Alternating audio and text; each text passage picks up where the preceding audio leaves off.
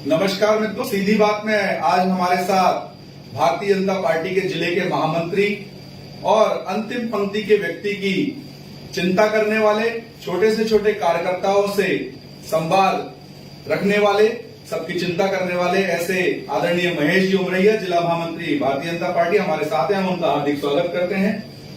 नमस्कार भाई साहब। नमस्कार सुभाष जी। जैसा कि आप सभी को पता है, चुनाव की बेला है और चुनाव पर चर्चा चल ही रही है। हर एक, चाहे कोई गुमटी हो, चाहे चाय की दुकान हो, चाहे पान की दुकान हो, सभी जगह चुनाव पर ही चर्चा आमतौर लोगों की चल रही है।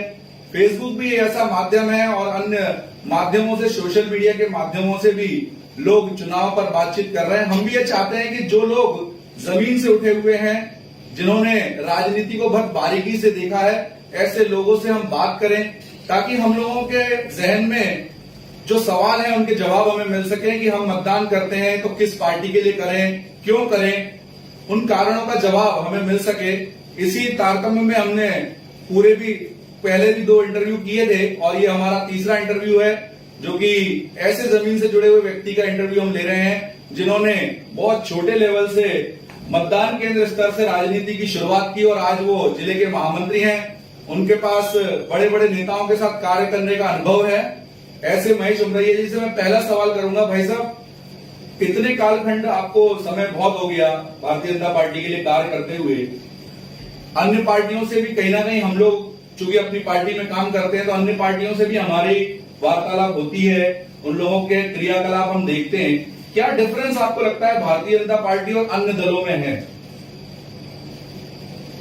सुभाष जी, मैं सबसे पहले तो जो हमारे पार्टी के संस्थापक हैं पंडित दीनदयाल उपाध्याय जी, श्यामा प्रसाद मुखर्जी जी, उनके चरणों में नमन करता हूं कि ये वो पार्टी है कि जिन्होंने चले खाकर काम किया।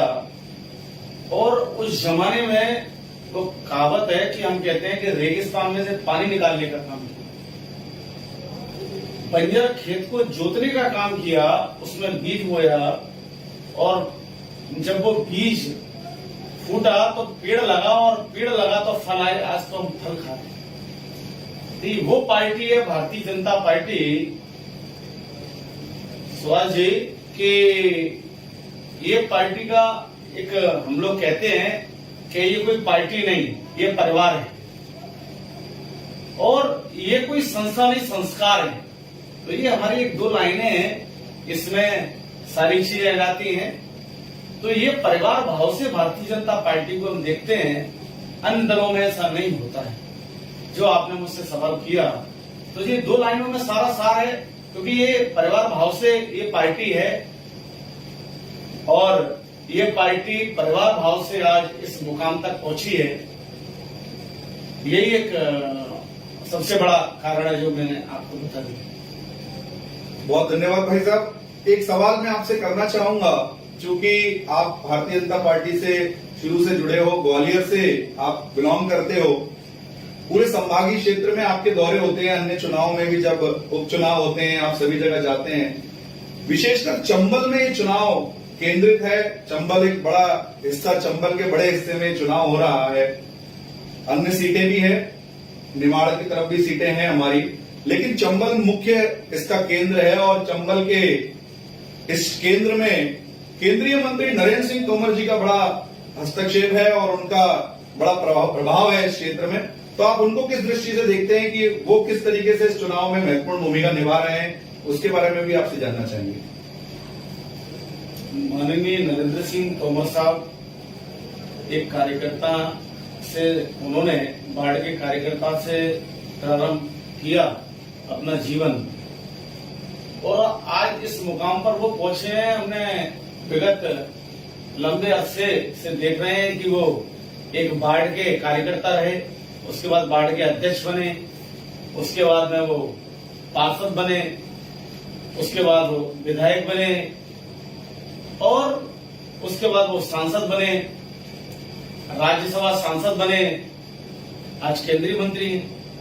और संगठन के पदों पे अब अगर अपन बात करें सुभाष जी, तो उसमें एक बाढ़ के कार्यकर्ता से लेकर वो युवा मोर्चे के जिला अध्यक्ष रहे, प्रदेश के मंत्री रहे युवा मोर्चे के, और प्रदेश के अध्यक्ष रहे मेन बॉडी के, राष्ट्रीय महामंत्री रहे पार्टी के, कई स्टेटों के वो प्रभारी रहे, उत्तर प्रदेश जैसे, पंजाब जैसे पार्टी ने उनको भेजा, तो उन्होंने वो दायित्व भी बखूबी निभाया। लेकिन आज बड़ा गर्व होता है ग्वालियर को, हम लोगों को, सारे कार्यकर्ताओं को, हजारों हजारों कार्यकर्ताओं को, कि जो उन्होंने राजनीति एक प्रारंभ से शुरुआत की थी और आज हम कहते हैं कि माननीय नरेंद्र मोदी जी की टीम में वो लगभग टॉप 5 में आते हैं, और टॉप 5 में उनका नाम है, तो हमारे लिए बहुत बड़े ये ग्वालियर ये जो अंचल है वो सभी जनता के लिए बहुत गौरव की बात है।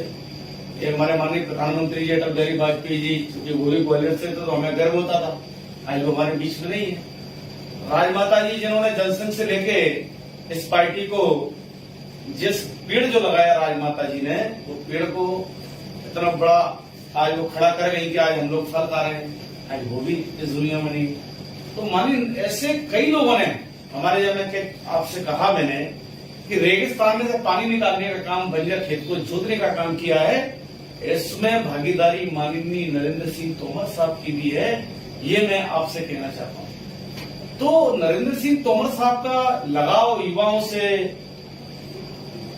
माताएं बहनों से, हमारे बुजुर्गों से, ये बहुत लंबा कालखंड रहा है माननीय नरेंद्र सिंह तोमर साहब का, कि बाढ़ के कार्यकर्ता से लेके गली मोहल्ले तक उन्होंने संपर्क अपना रखा, अड़ोस पड़ोस से शुरुआत हुआ, और उनका संपर्क जो उस जमाने में युवा हुआ करते थे, आज हम देखते हैं वो कभी कभी हमसे कहते हैं कि आज उससे मेरे एक मित्र हैं, उनसे मिलने चलना है। जब मैं उनकी एज देखता हूं तो वो काफी एजेड हो गए। तो माननीय नरेंद्र सिंह तोमर साहब इस वजह से लोकप्रिय नेता हैं कि उन्होंने इस अंचल को, भारतीय जनता पार्टी को, इस प्रदेश को बहुत कुछ दिया है। सबका साथ, सबके विकास की अगर अपन बात करें तो वो माननीय नरेंद्र सिंह तोमर साहब ने ग्वालियर अंचल में किया है। ये बहुत बड़ी हमारे लिए उपलब्धि है, और माननीय नरेंद्र सिंह तोमर साहब, हमारी तो शुभकामनाएं हैं उनके साथ में, हजारों हजारों कार्यकर्ताओं की शुभकामनाएं कि ऐसे ही ऊंचाइयों को वो छूते रहें और भारतीय जनता पार्टी को इसी प्रकार से मजबूती देते रहें। तो माननीय नरेंद्र सिंह तोमर साहब का जो आप कह रहे हैं कि ग्वालियर अंचल में इसी वजह से प्रभाव है कि उनकी हर कार्यकर्ता से पकड़ है, हर जनता से उनका, चाहे वो युवा हो, माता बहनें हो, उनसे उनका संवाद है। जीवन में, राजनीति में संपर्क और संवाद, ये दो बहुत महत्वपूर्ण पहलू है। ये मैं कहना चाहता हूं हमारे युवाओं को, जीवन में संपर्क और संवाद ये संबंधों को जिंदा रखते हैं, संपर्कों को, नजदीकियां बरकरार रखते हैं, और ये अगर दो चीजों में कमी आती है तो फिर वो दिक्कत रहती है। ऐसे माननीय नरेंद्र सिंह तोमर साहब, इस वजह से मैं कह रहा हूं कि ये दो जो मूल मंत्र हैं ये उन्होंने जिंदा रखे, और आज यहाँ ऊंचाइयों पर इस वजह से आज यहाँ वो मजबूत है ग्वालियर अंचल में। बहुत धन्यवाद भाई साहब। मैं अगला सवाल आपसे करना चाहूंगा, अंतिम पंक्ति के व्यक्ति की चिंता की बात भारतीय जनता पार्टी हमेशा से करती आ रही है, किन मुद्दों को लेकर के आप चुनाव में अंतिम पंक्ति के व्यक्ति के पास जा रहे हैं? देखिए सुभाष जी, बहुत अच्छा सवाल किया आपने। ये भारतीय जनता पार्टी एक ऐसी पार्टी है जो अंतिम छोर के व्यक्ति की बात करती है। मैं गर्व से कहता हूं, लोग कुछ भी कहते हों, लेकिन आज मैं भारतीय जनता पार्टी में काम करता हूं, अनुसूचित जाति वर्ग से हूं, अंतिम छोर के व्यक्ति हूं और श्रेणी में मैं आता हूं। लेकिन बड़े गर्व से कहता हूं, मैं नेताओं की बात करना नहीं चाहता, वो कहते क्या है, वो करते क्या है, लेकिन मैं बहुत महसूस करता हूं, धन्यवाद देता हूं कि पंडित दीनदयाल उपाध्याय जी, वो कौन थे ये हम सभी लोग जानते हैं। उनके आगे जब पंडित लग रहा है तो वो कौन थे ये हमको समझना चाहिए। वो ब्राह्मण थे, लेकिन पंडित जी को मैं धन्यवाद देता हूं कि उस जमाने में जबकि कितनी छूत हुआ करती थी, लेकिन पंडित जी ने उस जमाने में उन्होंने चिंता पंडित दीनदयाल जी ने की कि अंतिम छोर के व्यक्ति को मुझे मजबूत करना है, तो पंडित जी उस जमाने में चिंता करते थे। आप सोचो, तो पंडित जी जब चिंता करते थे, आज चिंता उन्होंने इतनी की कि वो एक छोटी से व्यक्ति को, मैं तो खुद ही बताता हूं कि महेश मुरैया जिला महामंत्री है पार्टी में, भाजपा में, जो कभी नहीं हुआ करता था। गर्व से कहता हूं कि भारत देश के आज जो राष्ट्रपति हैं वो आज अनुसूचित जाति वर्ग के हैं। भारतीय जनता पार्टी जो कहती है तो करती है। हमारे पंडित दीनदयाल जी की जो बातें थी, वो सोचते थे, उनको आगे बढ़ाने का काम पंडित जी की सोच को, दीनदयाल जी की सोच को वो भारतीय जनता पार्टी ने किया है। माननीय अटल बिहारी वाजपेयी जी की सरकार ने किया, हमारे माननीय नरेंद्र मोदी जी की सरकार ने किया, और आज आप देखते हैं कि भारत देश में राष्ट्रपति आज बैठे हैं, अनुसूचित जाति वर्ग के बंधुओं। और मैं कहना चाहता हूं, ये कोई आरक्षण की व्यवस्था नहीं है, आरक्षण एक अलग चीज है, लेकिन चिंतन उस जमाने में चिंतन हुआ। ठीक है, मानते हैं कि अनुसूचित जाति वर्ग 5000 साल से शोषित पीड़ित रहा है, इससे पहले भी रहा है, लेकिन इसकी चिंता किसने की? इसकी चिंता पंडित दीनदयाल जी ने की उस जमाने में। आज बाबा साहब की अपन बात करते हैं। बाबा साहब हमारे भारत रत्न जो हम कहते हैं, ये भारत रत्न देने का काम किया किसने किया? मैं तथ्यों पे बात करता हूं, तर्क पे करता हूं, देना चाहता हूं संदेश मैं अपने वर्ग के लिए बंधुओं की। भारत रत्न देने का काम किया तो माननीय प्रधानमंत्री जी आज हमारे बीच में नहीं है, अटल बिहारी वाजपेयी जी की सरकार ने भारत रत्न देने का काम बाबा साहब को किया। गर्व से मैं कहता हूं बंधुओं, आज नरेंद्र मोदी जी है, मैं रिपीट कर रहा हूं कि भारत की कुर्सी पर राष्ट्रपति का किसने बैठाया? ये पंडित जी की सोच थी। तो किसने किया? ये नरेंद्र मोदी जी ने किया। हम बात करती है, हमारी पार्टी कहती है कि सबका साथ सबका विकास। ये पार्टी वैसे नहीं कहती सबका साथ सबका विकास, ये करके बताती है। आज आप बताइए, और मैं गर्व होना चाहिए। ये लोग कहते हैं कि ये पार्टी हिंदूवादी पार्टी है, इसकी विचारधारा ये, हम विचारधारा है हमारी, वो हमारी राष्ट्रीय विचारधारा है, वो विचारधारा को लेकर हम आगे बढ़ते हैं। और आज ये पार्टी का जो इतना बड़ा कारवा वैसे खड़ा नहीं हो गया, ये विचारधारा के ऊपर है, विचारधारा को लेकर हम चुनाव लड़ते हैं। तो मैं ये कहना चाहता हूं उस माध्यम से कि आज अपन ले लें, आज राज्यसभा अपन लेते हैं सांसद, इसमें कोई आरक्षण नहीं, लेकिन हमारे नाना सिंह केसरी जी रहे, रामनाथ कोविंद जी रहे, ये राज्यसभा सांसद है और आज भी राज्यसभा सांसद है, इसमें कोई आरक्षण की व्यवस्था नहीं है। स्वाभाविक लोकसभा में हो सकती है सांसद के लिए, लेकिन राज्यसभा में नहीं। लेकिन पार्टी वहां भी ध्यान रखती है, लोकसभा में तो बनाती है। मंत्रियों को लेके आ जाए, केंद्रीय मंत्री, ठीक है, उसमें हमारे कई वर्ग के, अनुसूचित जाति वर्ग के केंद्रीय मंत्री हैं। बंधु, मैं कहना चाहता हूं आज सबका साथ सबका विकास की अगर हम बात करते हैं तो हमें गर्व से कहना चाहिए कि आज पंडित जी जो सोचते थे, आज चिंता किसने की? आज देखते हैं शिवराज सिंह जी, मैं कहना चाहता हूं कौन है? ओबीसी वर्ग से। ये चिंता नहीं की भारतीय जनता पार्टी ने। आज प्रधानमंत्री देश के माननीय नरेंद्र मोदी जी, वो कौन है? सब जानते हैं हम, ओबीसी वर्ग से। तो ये जो हमारा नारा है, पार्टी की विचारधारा है, सबका साथ सबका विकास, ये पार्टी वैसे ही करती। आज एक पार्टी जो हमारे पंडित जी कह गए थे, आज उनकी बातों को साकार और अधिक दे रही, आज वो बना रही है, उस चीज को आगे बढ़ा रही है। तो आगे बढ़ा रहे हैं सरकार की योजनाओं के मैं बात करना नहीं चाहता योजनाओं के बारे में। मैं गर्व से कहता हूं कि भारतीय जनता पार्टी ने जो अनुसूचित जाति वर्ग के लिए इतनी योजनाएं चलाई है, चाहे वो सेंट्रल की चाहे स्टेट की हो, आप देखते हैं फॉर्मेट के माध्यम से प्रचार प्रसार होता है कि अनुसूचित जाति वर्ग की कितनी योजनाएं। गर्व से कहता हूं, इतने वर्ष हो गए, 70 साल देश को आजाद हुए, लेकिन सबसे ज्यादा राज किसने किया? सबसे ज्यादा राज आप जानते हैं कांग्रेस ने किया। हमारे बाबा साहब का फोटो लगाते थे, सिर्फ फोटो लगाने का काम किया, लेकिन हमारे समाज का उत्थान का काम है वो भारतीय जनता पार्टी ने किया। बंधु, मैं ये कहना चाहता हूं इस माध्यम से, आप फोटो लगाते बाबा साहब की, सिर्फ फोटो लगा के हमारे समाज का वोट बैंक दिया, लेकिन बाबा साहब ने कहा जन्म हुआ बाबा साहब का, उसकी चिंता आपने नहीं की। महू में आप देखिए राष्ट्रीय आज वो कितना बड़ा स्मारक बना हुआ है, स्मारक बाबा साहब का है, अंतर्राष्ट्रीय मेला लगता है, हर वर्ष लगता है। ये किसने बनाया? ये भारतीय जनता पार्टी की सरकार ने आज चिंता की। बाबा की साहब की झुपड़िया थी, आज झुपड़िया से लेकर इतना बड़ा भव्य मेला जो अंतर्राष्ट्रीय लगता है, वो किसकी देन है? वो भारतीय जनता पार्टी की देन। आज हमारे शिवराज सिंह चौहान साहब प्रदेश के मुखिया वो ऐसा कैबिनेट में फैसला कर गए कि सरकार हमारी रहे ना रहे, मेला बाबा का हर वर्ष लगता है। ये संदेश भारतीय जनता पार्टी का है। बाबा साहब ने, मैं कहता हूं कि बाबा साहब जब पढ़ रहे थे बंधुओं, तो बाबा साहब की किसने मदद की?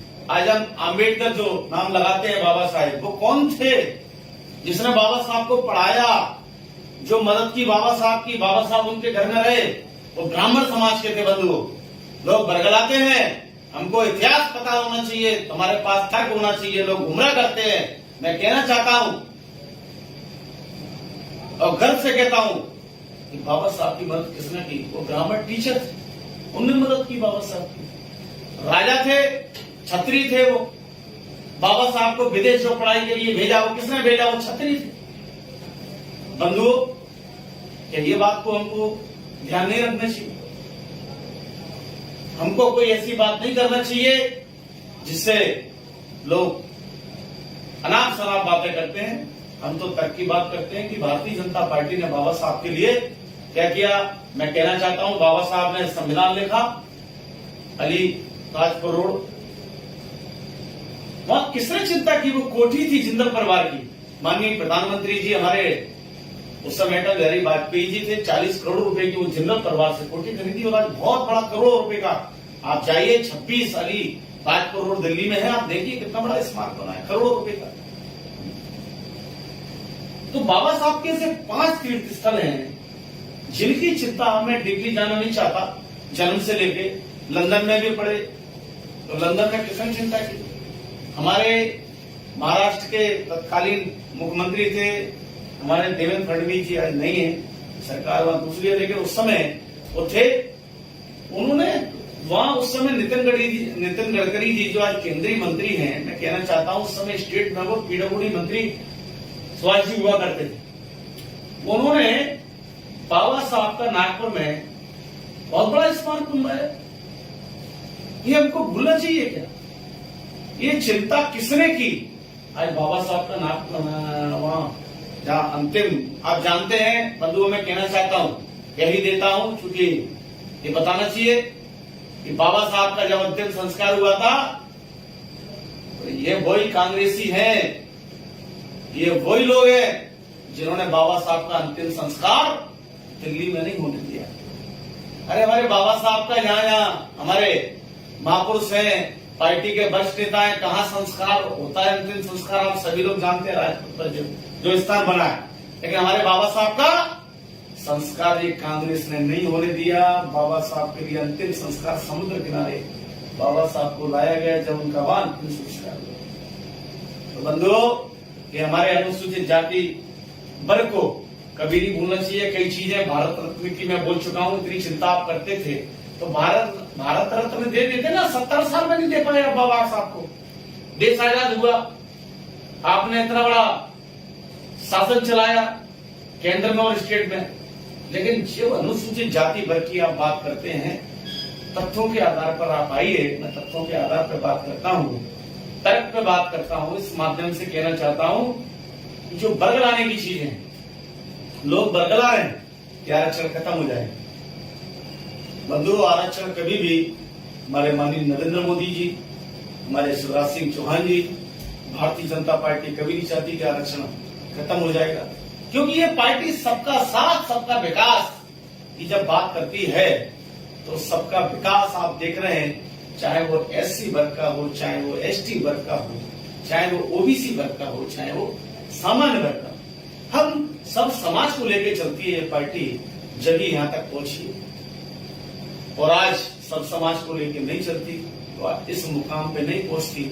और माननीय प्रधानमंत्री जी, हमारी पार्टी ने नारा दिया है कि सबका साथ सबका विकास, तो आज वैसे नहीं सबका साथ सबका विकास मैं कहना चाह रहा था, वो थोड़ी सी बात रह गई, मैं कहना चाहता हूं सुभाष जी आपसे माध्यम से कि हम कहते हैं वो बात आई थी कि हिंदूवादी पार्टी है, ये है वो है, लोग कहते हैं बरगलाते हैं अल्पसंख्यक जो हमारे समाज के लोग, ये करके दिखाए ना।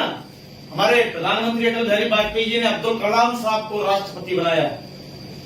अब बताइए, अनुसूचित जाति वर्ग के व्यक्ति को बनाया, अब्दुल कलाम साहब को बनाया। तो सबका साथ सबका विकास लेके ये पार्टी काम करती है।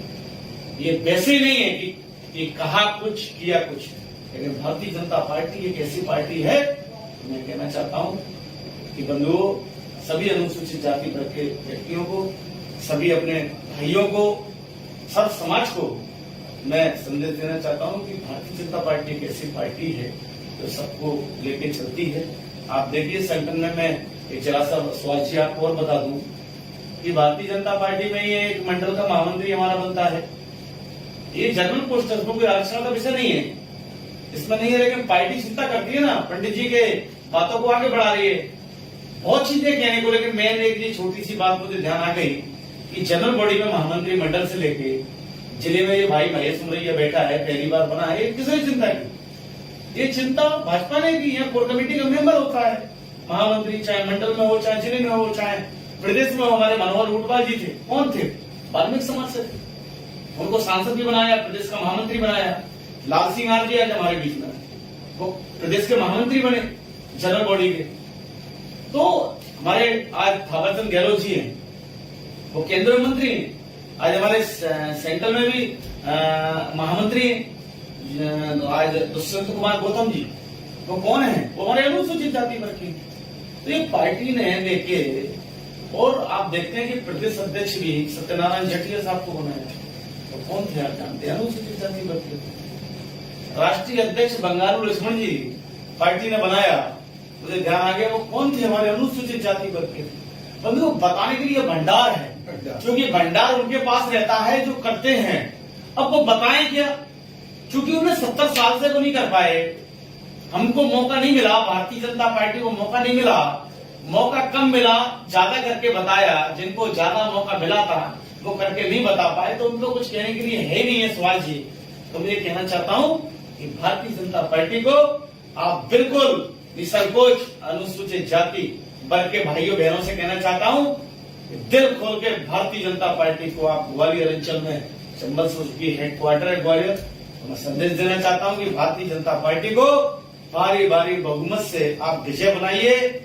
माननीय शिवराज सिंह चौहान जी के हाथ मजबूत कीजिए, माननीय नरेंद्र सिंह तोमर जी के हाथ मजबूत कीजिए, माननीय हमारे ज्योतिरादित्य सिंधिया जी के हाथ मजबूत कीजिए, हमारे माननीय शिवराज सिंह चौहान साहब के हाथ मजबूत कीजिए, माननीय नरेंद्र मोदी जी के हाथ मजबूत कीजिए, और हमारे जितने भी प्रत्याशी आप ये माने वो भारतीय जनता पार्टी के सिपाही हैं, उनको आप भारी भारी।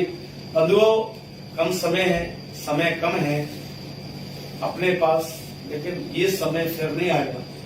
तो मैं इस मौके पर यही संदेश देना चाहता हूं कि ये समय बार बार नहीं आएगा, ये समय हमारे पास है, समय बहुत कम रह गया है, लेकिन हमारे वर्ग के लिए उत्थान की बात है, मैं इतनी बहुत बता चुका हूं। मेरे पास तो बहुत बड़ा ग्रंथ है, तर्क है, कोई भी बंधु मुझसे तर्क कर सकता है, मुझसे बात करे, तर्क करे, हम तर्क का जवाब तर्क से देंगे।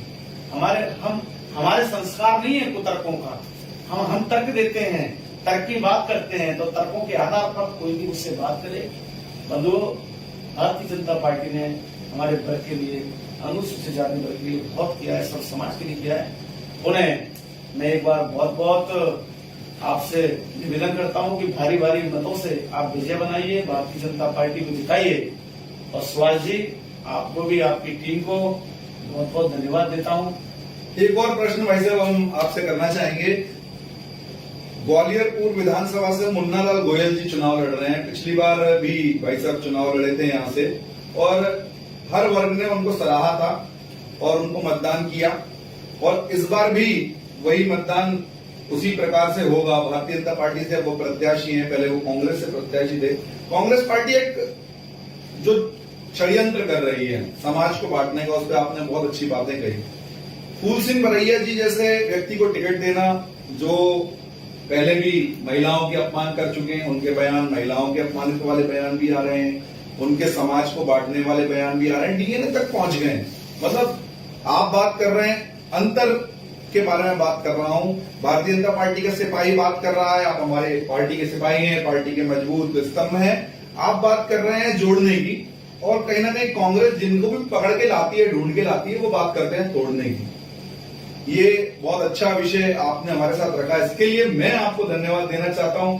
आपने मतलब ये समझ लीजिए, अगर कोई ये सुन रहा होगा, किसी मतदाता ने ये सुना होगा और सुनेगा, जब हमारा ये दर्शक इसको देखेगा तो उसके मन में जरूर प्रश्न आएगा कि हम तोड़ने वालों के साथ हैं कि हमें जोड़ने वालों का साथ देना है, क्योंकि ये देश हम सबका है। तो मैं तो लोगों से यही कहूंगा कि इस को देखें और लोगों को ये हमारा इंटरव्यू दिखाएं, ताकि लोगों को ये बात समझ में आए कि जोड़ने वाली पार्टी कौन सी है और तोड़ने वाली पार्टी कौन सी है। जोड़ने वाले शख्स कौन से हैं? आदरणीय महेश उमरैया जी जैसे व्यक्तियों से जुड़ना चाहिए हमें, या फूल सिंह बरैया जी जैसे व्यक्तियों से जुड़ना चाहिए। आज भाई साहब कह रहे हैं सब समाज से हमारा बता रहे हैं, अम्बेडकर जी किसी व्यक्ति विशेष के क्यों हो, क्यों नहीं, वो हमारे भी हैं। संविधान तो भारत का बनाया था उन्होंने, भारत में तो हम भी रहते हैं, सभी वर्ग के लोग रहते हैं।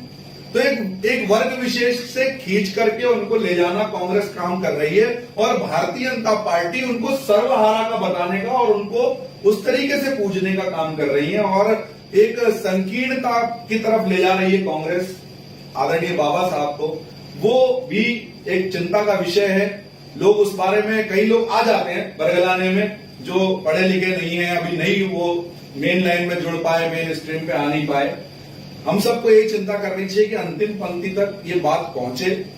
भाई साहब ने जो कहा है वो बात अंतिम पंक्ति के व्यक्ति तक पहुंचे, इस बात की चिंता भारतीय जनता पार्टी के हर कार्यकर्ता को करना चाहिए। ये संवाद हम इसीलिए करा रहे हैं, बताना भी आपको जरूरी है, संवाद इसीलिए हम करा रहे हैं कि हमारे जो नेता हैं, आदरणीय प्रभात झा जी हैं, केंद्रीय मंत्री नरेंद्र सिंह तोमर जी हैं, शिवराज जी हैं, हम बड़े बड़े नेताओं को सुनते हैं, उनकी बातों का हम फॉलो करते हैं, उनका हम अनुकरण करते हैं, लेकिन भारतीय जनता पार्टी के जमीनी लेवल के कार्यकर्ता क्या कह रहे हैं, आदरणीय हमारे महामंत्री जी क्या कह रहे हैं, जिले के हमारे महामंत्री हैं, जिले की बॉडी क्या कह रही है, हमारा क्षेत्र क्या कह रहा है, वो भी हमें सुनना है। हमारा नेतृत्व जो कह रहा है वो हमें करना है, उसके ऊपर चलना है। इनके भी दिल की बात आप तक पहुंचे, इसके लिए हमने ये इंटरव्यू आयोजित किया। एक महत्वपूर्ण सवाल प्रत्याशी के बारे में, मुन्ना लाल गोयल जी के बारे में आपके क्या विचार है, कैसे व्यक्ति है? सुभाष जी, आपने मुन्ना लाल जी की जो सवाल मुझसे किया है, मुन्ना लाल जी अपने व्यक्तित्व के धनी हैं। उनकी जो कार्य करने की, मैं देख रहा हूं बरसों से वो इतने चुनाव लड़े हैं, हम और आप सभी लोग ग्वालियर वासी जानते हैं कि वो मुन्ना लाल जी हैं कि जिन्होंने संघर्ष तो हर लाइन में करनी पड़ता है, उन्होंने बहुत संघर्ष किया है और कितने चुनाव लड़े हैं। वो अपार क्षमताएं उनमें, व्यक्तित्व के धनी हैं। उनका जो सबसे बड़ा मूल मंत्र है, मैंने देखा है, वो सरल स्वभाव। वो इतना जबरदस्त है कि चाहे तो कोई बच्चा हाथ पकड़ ले उनका, चाहे कोई बहन हमारी पकड़ ले, चाहे कोई हमारा युवा साथी पकड़ ले, चाहे कोई बुजुर्ग पकड़ ले, कोई भी अगर उनसे बात करता है वो बात करते हैं। कोई भी कहीं भी उनको हाथ दे के रोक लेता है। आज उनकी इतना लंबा अंतराल राजनीति में हो गया, तो उनकी जो कार्यशैली वो क्षेत्र की जनता से सुभाष जी छुपी नहीं। तो वो छुपी नहीं है, तो इस वजह से उनका प्लस पॉइंट हो रहा है। आज भारतीय जनता पार्टी में वो आ गए हैं, बहुत खुशी की बात है और बड़ा हम लोगों को अच्छा लगा। मैंने कहा कि पहले भी बोल चुका हूं कि ये पार्टी नहीं परिवार है, ये कोई संस्था नहीं संस्कार है। तो ये हमारे संस्कार हैं। वो हमारे परिवार में आए हैं, उनका बहुत बहुत स्वागत बंधन है। और आज भारतीय जनता पार्टी पूरब से वो हमारे प्रत्याशी हैं। तो भारतीय जनता पार्टी एक ऐसी पार्टी है कि जो संस्कार की बात करती है, सुख दुख में साथ रहती है।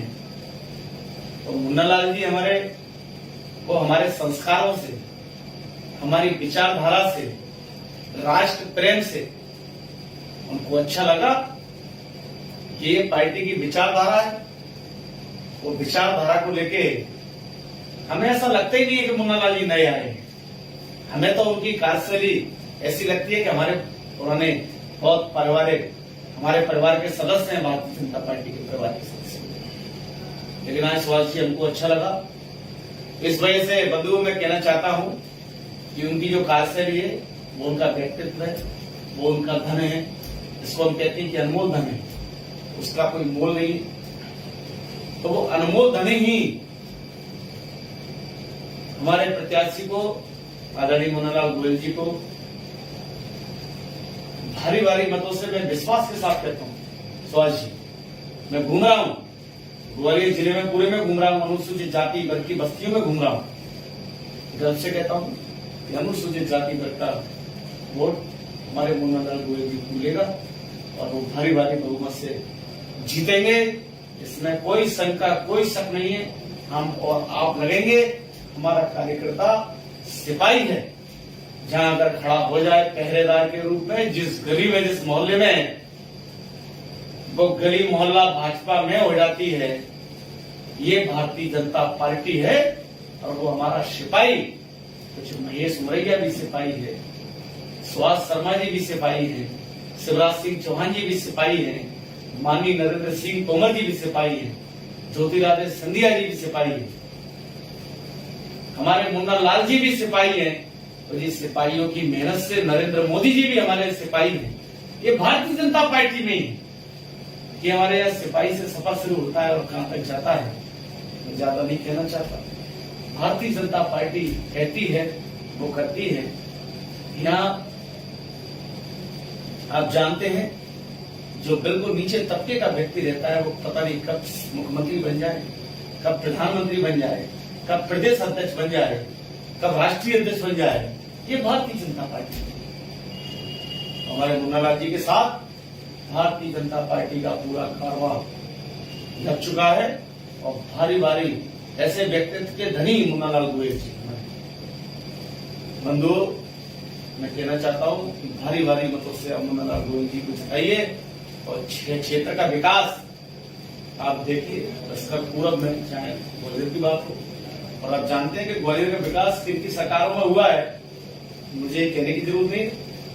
अब वही बार बार आती है कि 70 साल शासन किसने किया, देश आजाद हो गया, सबसे ज्यादा शासन किसका रहा, लेकिन क्या किया?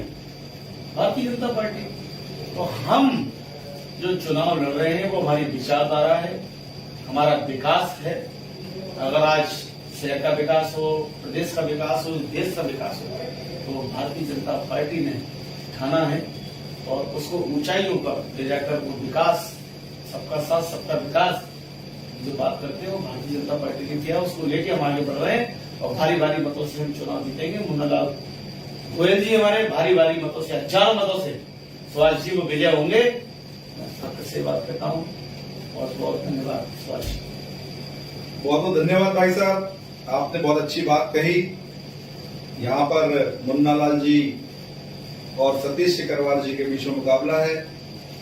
वो भी भारतीय जनता पार्टी से पहले चुनाव लड़ चुके हैं। लेकिन अब एक बात आती है, ग्वालियर पूरब में एक चर्चा आम है, कहीं भी हम खड़े होते हैं, हम भी सामाजिक कार्यकर्ता है, राजनीतिक पार्टी में काम करते हैं, हम खड़े होते हैं तो एक चर्चा सामान्य होती है। आपको बताएं भाई साहब, हम यहाँ के बारे में आप भी जाते होंगे तो आपको सुनने को मिलती होगी कि जब भाजपा की बनी ही गई है सरकार, तो लोग बोलते हैं फिर क्यों सतीश सिकरवार और मुन्नालाल जी के लिए वो कहते हैं कि हम मतदान करेंगे। तो जब सरकार भाजपा की बन गई है, शिवराज जी मुख्यमंत्री हैं, ज्यादा सीटों की आवश्यकता भारतीय जनता पार्टी को है नहीं। ये प्रसन्नता की बात है कि भारतीय जनता पार्टी को फिर भी 28 सीटों में से रुझान जो आ रहे हैं वो 80% सीटें हम जीतने जा रहे हैं। ऐसे रुझान टीवी चैनलों के माध्यम से भी हम देख रहे हैं और जनता के माध्यम से भी हमें पता लग रहा है ज्यादा सीटें हमारे जीतने जा रहे हैं। तो इसीलिए लोगों के मन में भी ये रुझान आते हैं यहाँ पर। लेकिन एक बात महत्वपूर्ण आती है जो आपने कही अभी मुन्नालाल गोयल जी के बारे में, वो भी मैं दर्शकों को बताना चाहूंगा कि पहले ये कहा जाता था कि मुन्नालाल जी बहुत अच्छे व्यक्तित्व हैं लेकिन गलत पार्टी में हैं। आज जो इंटरचेंज हुआ है उससे ये बोला जाता है कि वो जो था कांग्रेस के लायक वो कांग्रेस में चले गया है और जो भाजपा के लायक था वो भाजपा में आ गया है। तो गंगा से गंगा मिल जाती है, ऐसा लोगों यहाँ पर चर्चा में आया है। आपका इस पर क्या विचार है? देखो सुभाष जी, सबका अपना अपना काम है। हमारे भाई सतीश जी को अच्छा लगा तो वहां चले गए, वो भी हमारे परिवार के सदस्य, कोई दूर तो है नहीं।